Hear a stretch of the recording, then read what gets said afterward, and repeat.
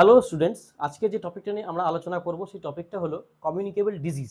যেমন বোর্ডে লেখা আছে, দেখো আমাদের শরীরে যে রোগ হয় সেই রোগ কিন্তু মূলত দুটো প্রকারের হয়। একটা হলো কমিউনিকেবল ডিজিজ, একটা হলো non communicable disease. Communicable disease মানে কি? যে রকম রোগগুলো বা যে রোগগুলো একজনের শরীর থেকে অন্যজনের শরীরে ছড়ায়, মানে সংক্রামক, একজনের শরীর থেকে অন্যজনের শরীরে ছড়িয়ে যায়, সেই রকম রোগগুলোকে বলে কমিউনিকেবল ডিজিজ। এটা হাঁচি কাশি ইত্যাদির মাধ্যমেও ছড়াতে পারে, মানে ডাইরেক্ট কন্ট্যাক্টের ফলে, অথবা মাঝে কোনো ভেক্টর থাকতে পারে, যেমন মশা হলো বা কোনো বেলে মাছি টাইপের কোনো একটা অ্যানিমেল হলো, এর মাধ্যমেও ছড়াতে পারে। মোটমাট একজনের শরীর থেকে রোগ যখন অন্যজনের শরীরে রোগ ছড়াবে তখন সেই রকম রোগগুলোকে আমরা বলবো কমিউনিকেবল ডিজিজ। আর যে রোগগুলো যার শরীরে হবে তার শরীরের মধ্যেই সীমাবদ্ধ থাকবে তখন সেই রোগগুলোকে আমরা বলবো নন কমিউনিকেবল ডিজিজ, যেমন blood pressure, blood sugar, kidney disease, heart disease ইত্যাদি। তো আজকে আমরা যে টপিকটা পড়বো সেটা কিন্তু ফোকাস থাকবে কমিউনিকেবল ডিজিজের ওপরে। কি কি কমিউনিকেবল ডিজিজ হয়? আমাদের পৃথিবীতে অসংখ্য কমিউনিকেবল ডিজিজ আছে। এবার ডিজিজ তো এমনি এমনি সৃষ্টি হচ্ছে না, সেটা নিশ্চয়ই কোনো, মানে কমিউনিকেবল ডিজিজের ক্ষেত্রে বলছি, সেটা নিশ্চয়ই কোনো ভাইরাস, কোনো ব্যাকটেরিয়া, কোনো প্রোটোজোয়া অথবা কিন্তু কোনো ছত্রাক মানে ফাঙ্গাসের আক্রমণের ফলে মূলত হয়ে থাকে। তাহলে কমিউনিকেবল ডিজিজ হতে পারে ভাইরাস আক্রমণের ফলে, ব্যাকটেরিয়ার ফলে, হ্যাঁ, ফাঙ্গাসের ফলে অথবা প্রোটোজোয়ার ফলে। আজকে আমাদের পুরো পড়াশোনাটা ফোকাস করে থাকবে ভাইরাস ঘটিত কমিউনিকেবল ডিজিজের ওপরে, মানে ভাইরাস ঘটিত মূলত কি কি কমিউনিকেবল ডিজিজ আমাদের সমাজের মধ্যে মেজরলি ছড়িয়ে আছে, মেজর রোগগুলো। এবারে যেমন প্রথমে বললাম, রোগ কিন্তু যখন আমরা পড়াশোনা করব তিনটে জিনিস আমাদেরকে জানতে হবে।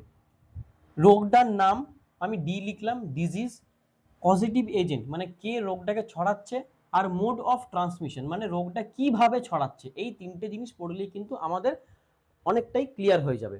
ভ্যাকসিন অ্যাভেলেবেল আছে কিনা বা কোন রোগের কি ভ্যাকসিন আছে, এটা এখানে পড়তে পড়তে আমরা জেনে যাব। আগের ক্লাসেও কিন্তু ভ্যাকসিন নিয়ে একটা বড় ক্লাস আমরা করেছি। তাহলে সময় নষ্ট না করে আমরা ডাইরেক্টলি চলে যাব রোগগুলোতে। আজকে পুরোটাই ফোকাস থাকবে কিন্তু ভাইরাস ঘটিত কি কি কমিউনিকেবল ডিজিজ আছে তার উপরে। একদম প্রথম যে রোগটার নাম করব সেই রোগটা হলো, রিসেন্টলি আমাদের পৃথিবী একটা যে প্যান্ডেমিক সিচুয়েশন থেকে উঠেছে, মানে 2022, 20, 21, 22 তিনটে বছর যে আমাদের যে রোগটা পুরো ঘিরে ধরেছিল সেই রোগটা, যাকে বলা হয় কোভিড-19, যাকে বলছি আমরা কোভিড-19। কোভিড-19 রোগটা সৃষ্টি করছে কে? কোভিড-19 রোগটা সৃষ্টি করছে নোভেল করোনা ভাইরাস, মানে ভাইরাসটার নাম হলো নোভেল করোনা ভাইরাস, যাকে আরেকটা নামে ডাকা হয় SARS CoV-2, severe acute respiratory syndrome corona virus 2। এই ভাইরাসের আক্রমণের ফলে কিন্তু এই রোগটা আমাদের হচ্ছে। মোড অফ ট্রান্সমিশন, এই রোগটা কি করে ছড়াচ্ছে? যার হয়েছে তার হাঁচি কাশি, কথা বলার সময় যে থুতুগুলো ছিটকাচ্ছে সেখান থেকে, অর্থাৎ এগুলো সব শ্বসনের মাধ্যমে আমাদের শরীরে ঢুকছে এবং এই রোগটা আমাদের হচ্ছে। তাহলে মোড অফ ইনফেকশন যেমন বললাম সেই রকম। নেক্সট যে রোগটার কথা আমরা বলবো সেটা হলো ইনফ্লুয়েঞ্জা। সবাই তোমরা নাম জানো ইনফ্লুয়েঞ্জা। হ্যাঁ, একটা কথা বলতে ভুলে গেলাম, কোভিড-19 টিকা কিন্তু অ্যাভেলেবেল, ঠিক আছে। আচ্ছা, নেক্সট হলো ইনফ্লুয়েঞ্জা। ইনফ্লুয়েঞ্জা কোন ভাইরাসের ফলে হচ্ছে? যে ভাইরাস আক্রমণের ফলে ইনফ্লুয়েঞ্জা হয় সেই ভাইরাসটাকে বলে ইনফ্লুয়েঞ্জা ভাইরাস। এর অনেক টাইপ আছে কিন্তু ভাইরাসটাকে বলে ইনফ্লুয়েঞ্জা ভাইরাস।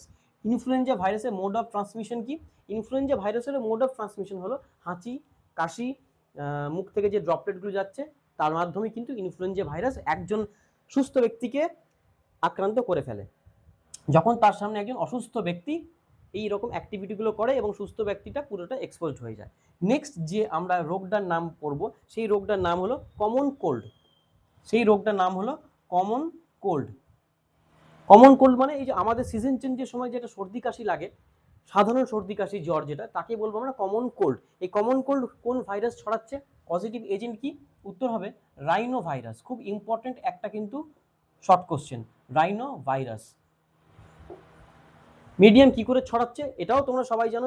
কমন কোল্ড বা সাধারণ সর্দি কাশি একজনের শরীর থেকে অন্যজনের শরীরে, ওই আমরা যখন হাঁচছি কাশছি কথা বলছি, সর্দি থেকে যে ড্রপলেটগুলো উঠছে, কাশির সময় যে মুখে ছোট ছোট কি বলবো তোমার পার্টিকেলগুলো মুখ থেকে আমাদের বেরোচ্ছে, সেগুলো যখন আক্রান্ত ব্যক্তির থেকে সুস্থ ব্যক্তির শরীরে যাচ্ছে তখনই কিন্তু এই রোগটা হচ্ছে। তাহলে কমন কোল্ডও আমরা পড়লাম। এগুলো কিন্তু খুব সোজা, এগুলো একবার তোমরা যদি ভিডিওটা ভালো করে দেখো এবং যদি যে কোনো একটা রেফারেন্স বই একবার চোখ বুলিয়ে নাও তাহলে তোমাদের এই টপিকগুলো কিন্তু মনে থেকে যাবে চট করে।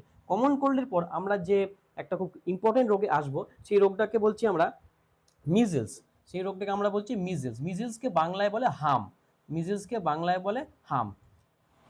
এর কিন্তু যে ভাইরাসটা আছে, এর ভাইরাসের নামটা কিন্তু একটু আলাদা নাম। কি নাম? মরবিলি ভাইরাস। মরবিলি ভাইরাস, তোমরা স্ক্রিনে দেখতেও পাচ্ছ নামটা, পুরোটা লিখছি না। হাম কি করে ছড়ায়? হাম ওই একই, হাঁচি কাশি মুখের ড্রপলেট এইগুলোর মাধ্যমে ছড়াচ্ছে। আমি যতগুলো রোগের নাম বলছি এখন সবগুলোর কিন্তু মোড অফ ট্রান্সমিশনটা একই, কমন। আমি এইভাবেই কিন্তু পড়াটা আজকে ডিজাইন করেছি বা সাজিয়েছি। তাহলে হাম হয়ে গেল, হামও কিন্তু ওই একইভাবে ছড়াচ্ছে। হামের পর আমরা যে রোগটার নাম এখন পড়বো সেটা হলো মামস। মামস মানে তোমরা সবাই দেখেছো বাচ্চা ছেলেদের এইখানটা ফুলে যায়, গলায় প্রচন্ড ব্যথা করে, এখানে একটা চিটপট্টির মতো দিয়ে থাকে, ইত্যাদি ব্যাপার থাকে, জ্বর থাকে। হ্যাঁ, একটা বেশ পেনফুল রোগ, কিন্তু এটাও একটা ভাইরাস ঘটিত রোগ। তো মামস যে ভাইরাসের আক্রমণের ফলে হয়, মানে পজিটিভ এজেন্ট, সেটা হলো অর্থো রুবুলো ভাইরাস প্যারোটাইটাইটিস। আমি সংক্ষেপে লিখলাম, স্ক্রিনে বাকিটা তোমরা দেখতে পাচ্ছ। অর্থো রুবুলো ভাইরাস প্যারোটাইটাইটিস, প্যারোটিড গ্ল্যান্ড এখানে ইনভলভ থাকছে বলে লাস্টে আছে প্যারোটাইটাইটিস। মামস কি করে ছড়াচ্ছে? যার হয়েছে তার থেকে মানে তার থেকে অন্যজনের শরীরে ছড়ায়, হাঁচি কাশি লালার ড্রপলেট ইত্যাদির মাধ্যমে। এটাও গেল মামস। নেক্সট যে আমরা রোগটার কথা বলবো, খুব কমন রোগ, চিকেন পক্স। চিকেন পক্স, তোমরা এটাকে চিকেন পক্স বলেই জানো, এর অন্য কোনো বাংলায় নাম হয় না, আমরা পক্স বলেই জানি। তো চিকেন পক্সকে আমরা এর যে পজিটিভ এজেন্ট, এর পজিটিভ এজেন্ট কি? খুব ইম্পর্টেন্ট শর্ট কোশ্চেন এটাও কিন্তু, ভ্যারিসেলা। চিকেন পক্সের পজিটিভ এজেন্ট হলো ভ্যারিসেলা। ঠিক। মোড অফ ট্রান্সমিশন কি? চিকেন পক্সের মেন মোড অফ ট্রান্সমিশন হলো যে যার হয়েছে তার হাঁচি কাশি, কথা বলার সময় যে লালার ড্রপলেটগুলো মানে ছোট ছোট থুতুগুলো ছিটকাচ্ছে, সেগুলো যখন সুস্থ ব্যক্তির শরীরে যাবে তার কিন্তু চিকেন পক্স হবে। এটা প্রথম। আর দ্বিতীয়, গায়ে যে ছোট ছোট র্যাশ মতো বা তোমার ওই ফোস্কার মতন বেরোয়, তার যে ভেতরে লিকুইড থাকে, ওইগুলোকে ব্লিস্টার বলে, তার যে লিকুইড থাকে সেই লিকুইডটাও কিন্তু যদি আক্রান্ত ব্যক্তির লিকুইডটা সুস্থ ব্যক্তির কোনোভাবে চোখে মুখে নাকে প্রবেশ করে তাহলে কিন্তু এটা হতে পারে চিকেন পক্স।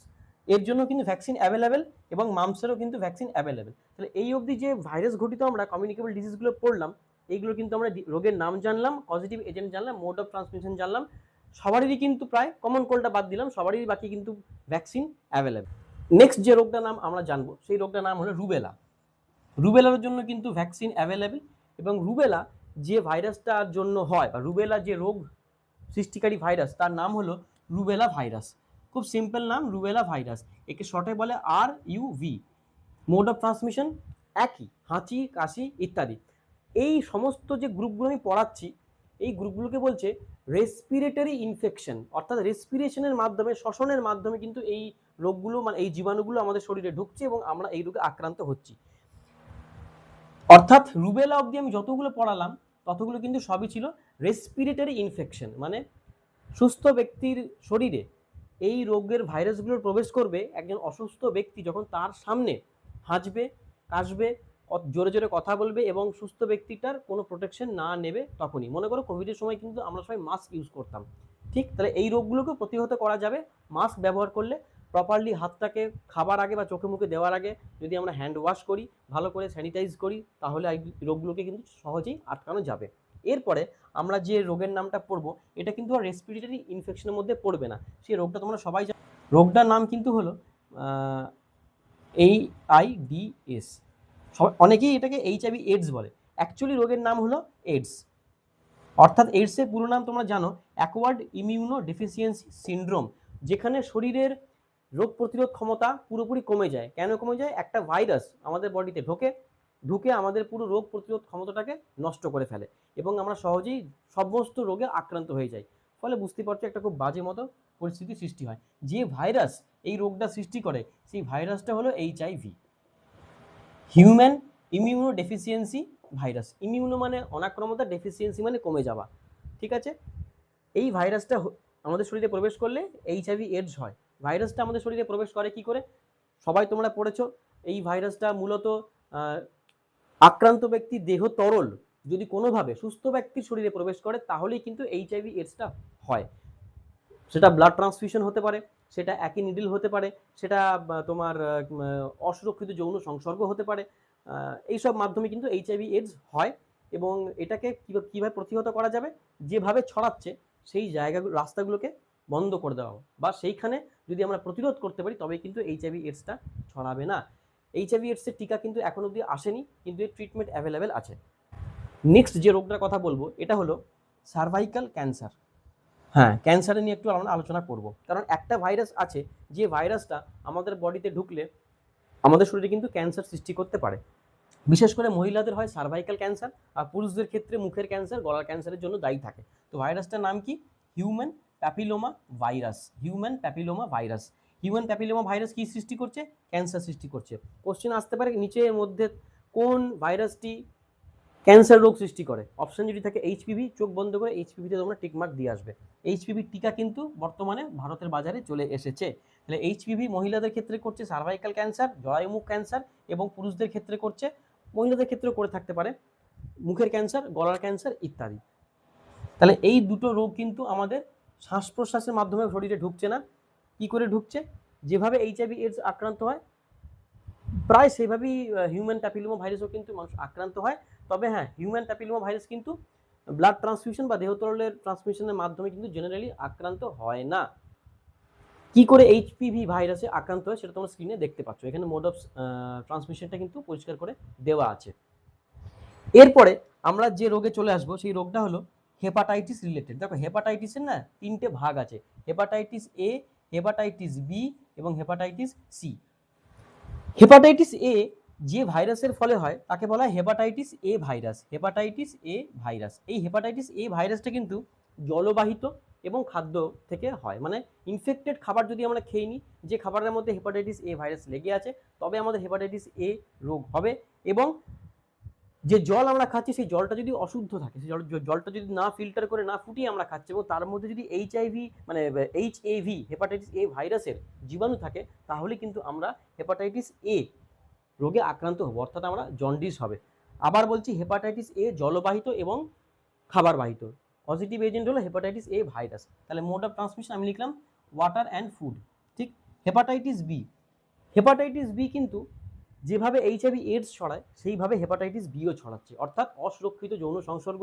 একজনের নিডল ব্যবহার করার পর সেই নিডলটা যদি অন্যজন ব্যবহার করে তাহলে হতে পারে, হ্যাঁ, যখন ব্লাড দেওয়া হয় তখন হতে পারে। এই সব কারণের ফলে একজন আক্রান্ত ব্যক্তি থেকে একজন সুস্থ ব্যক্তির শরীরে হেপাটাইটিস বি ভাইরাসটা প্রবেশ করে। তাই হেপাটাইটিস বি যে রোগ আছে এর ভাইরাসটার নাম কি? HBV, hepatitis B virus. ছড়ায় কিভাবে? যেভাবে এইচআইভি এডস ছড়ায় সেইভাবে। নেক্সট হলো হেপাটাইটিস সি ভাইরাস। এর হেপাটাইটিস রোগটার নাম হেপাটাইটিস সি, ভাইরাসটার নাম বা পজিটিভ এজেন্ট হলো হেপাটাইটিস সি ভাইরাস। কিভাবে ছড়াচ্ছে? মূলত ব্লাড ট্রান্সফিউশনের ফলে ছড়াচ্ছে। যে কোনো জায়গাতে তোমরা যখন ইনজেকশন নেবে, চুল কাটবে, বা তোমরা কোনো ধরো ব্লেড বা রেজার ইউজ করছো, এইগুলো সবসময় চেষ্টা করবে একদম সিল প্যাক থেকে ছিঁড়ে ইউজ করার। তুমি একটা সেলুনে গেছো, তোমার আগের জন চুল কেটেছে, মাথায় খুর দিয়েছে, তার হয়তো হেপাটাইটিস বি বা এইচআইভি এডস ছিল, তার শরীর থেকে যখন খুরটা চাঁচা হয়েছে, হয়তো একটুখানি কেটে গেছে, রক্ত বেরিয়েছে, সেই রক্তটা ব্লেডের মধ্যে লেগেছে, তারপরে সঙ্গে সঙ্গে তোমাকেও সেই একই খুর দিয়ে তোমার চুলটা চাঁচা হলো, পিছনটা বা কোথাও একটা, বা দাড়িটা কাটা হলো, তোমার গেল একটা ছোট্ট কেটে গেল, তাহলে তার শরীরের রক্তটা তোমার শরীরে প্রবেশ করলো, তুমি কিন্তু তখন এই রোগগুলোতে ইজিলি আক্রান্ত হবে। তাহলে রেজার, নিডল সব সময়তে কিন্তু সিল প্যাক থেকে বার করে ফ্রেশলি আমাদেরকে ব্যবহার করতে হবে। মনে রাখবে, এইচআইভি এডস কিন্তু হাঁচি কাশি থেকে ছড়ায় না, ঠিক আছে? এটা শুধুমাত্র দেহ তরল থেকেই ছড়ায়। একই জিনিস কিন্তু হেপাটাইটিস বি এর ক্ষেত্রে তাই। আর হেপাটাইটিস সি এর ক্ষেত্রে মূলত ছড়ায় ব্লাড ট্রান্সফিউশনের ফলে। এই তিনটে রোগ হলেই কিন্তু আমাদের লিভার আক্রান্ত হয়ে যায় ভীষণভাবে। জন্ডিস হতে পারে, লিভার সিরোসিস অবধি চলে যেতে পারে, লিভার ক্যান্সারও হতে পারে কিন্তু, ঠিক আছে? বেশি রিস্ক থাকে হেপাটাইটিস বি এবং হেপাটাইটিস সি এর ক্ষেত্রে। এই দুটো রোগ কিন্তু liver failure, liver cancer, liver সিরোসিসের জন্য মূলত দায়ী থাকে। নেক্সট যে ভাইরাস ঘটিত রোগ সেটা হলো ডেঙ্গু। ডেঙ্গু একটা ভাইরাস ঘটিত রোগ। পজিটিভ এজেন্ট ডেঙ্গু ভাইরাস, কিন্তু অ্যাকচুয়ালি নাম হলো অর্থোফ্ল্যাভি ভাইরাস ডেঙ্গুয়েই। স্ক্রিনে তোমরা দেখতে পাচ্ছ। মোড অফ ট্রান্সমিশন ভেক্টরের দ্বারা, মানে এডিস মশা, এটা কিন্তু হেভি ইম্পর্টেন্ট, আসতেই পারে। এডিস অ্যালবোপিক্টাস আর এডিস এইজিপ্টাই, এই দু প্রকার মশা কিন্তু ডেঙ্গু রোগ ছড়ায়। আর একটা মশা আছে, আমি অত ডিটেলসে যাচ্ছি না, মূলত এই দুটো মশাই কিন্তু ডেঙ্গু রোগ ছড়ায়। মানে আমার যদি শরীরে ডেঙ্গু হয়ে থাকে, আমাকে যদি একটা এডিস মশা কামড়ায়, সেই মশাটাই যদি আবার 4 দিন 5 দিন পর তোমাকে কামড়ায়, তাহলে কিন্তু তোমার ডেঙ্গু রোগ হবেই হবে।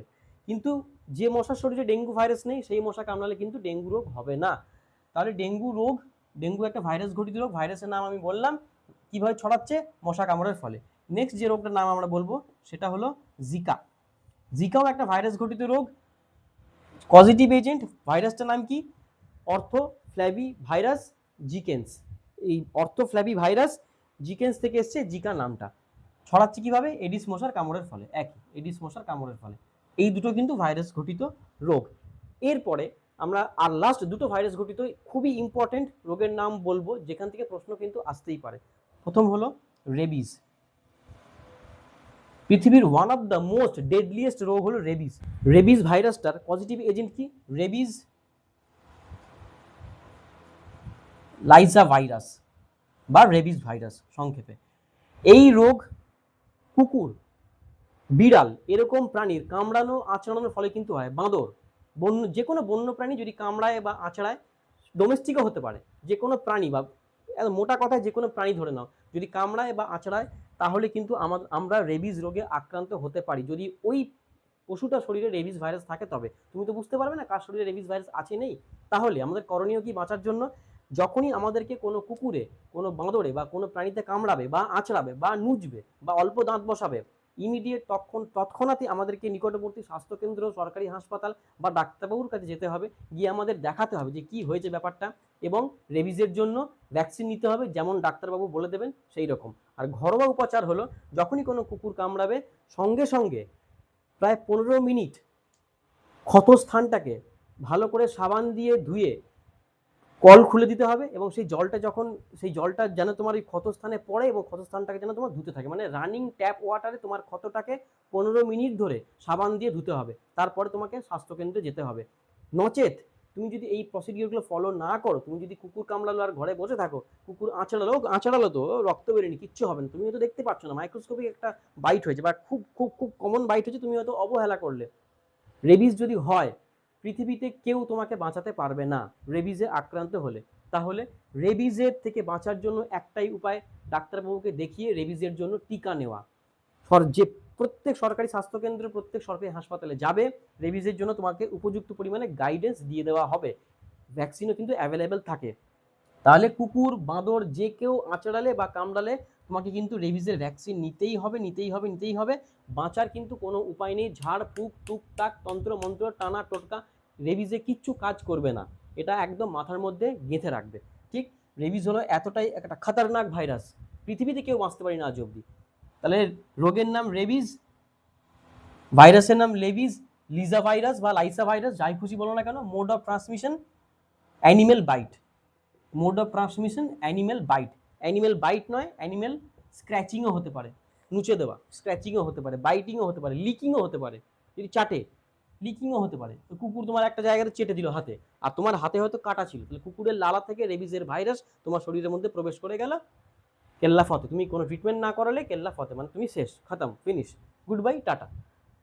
তাহলে বাঁচতে গেলে রেবিসের টিকা নিতে হবে। নেক্সট যে রোগটা সেটা হলো পোলিও। পোলিও ভাইরাসটার নাম কি? পোলিও ভাইরাস পোলিও রোগকে ছড়াচ্ছে। ঠিক, এটা ছড়ায় কি করে? এটাও একটা ভাইরাস ঘটিত রোগ, কিন্তু পোলিও একটা ভাইরাস ঘটিত রোগ। পোলিও ভাইরাস কিন্তু মূলত যার পোলিও হয়েছে, অর্থাৎ যে ব্যক্তি পোলিওতে আক্রান্ত হয়েছে, তার যে মল, সেই মলটা যখন কোনো না কোনোভাবে একজন সুস্থ ব্যক্তির শরীরে প্রবেশ করে যায়, বা মল থেকে ভাইরাসটা সুস্থ ব্যক্তির শরীরে প্রবেশ করে, তখনই কিন্তু পোলিও রোগে সুস্থ ব্যক্তিটি আক্রান্ত হতে পারে। পোলিওর ভ্যাকসিনও কিন্তু একটা প্রচণ্ড ক্রিটিক্যাল ভ্যাকসিন।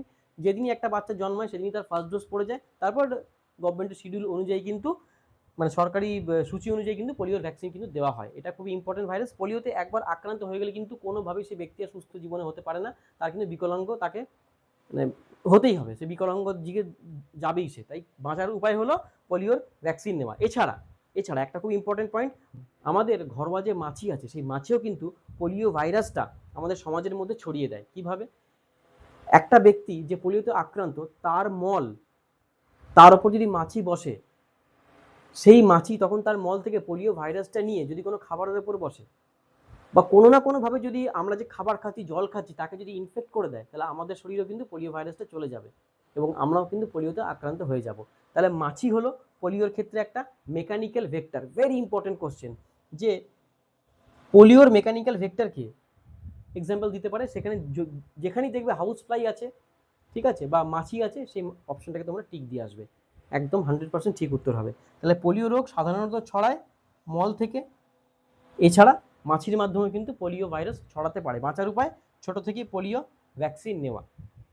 এই যেগুলো পড়লাম এইগুলোই ছিল আমাদের মেজর কমিউনিকেবল ডিজিজ। তাহলে আমরা পড়লাম রোগের নাম, তার পজিটিভ এজেন্ট মানে কোন ভাইরাসটার জন্য রোগটা হচ্ছে এবং কিভাবে ছড়াচ্ছে। আজকের পড়াশোনাটা পুরোটাই ভাইরাসের জন্য থাকলো। পরের দিন আসবে ব্যাকটেরিয়া ঘটিত মেজর কমিউনিকেবল ডিজিজ।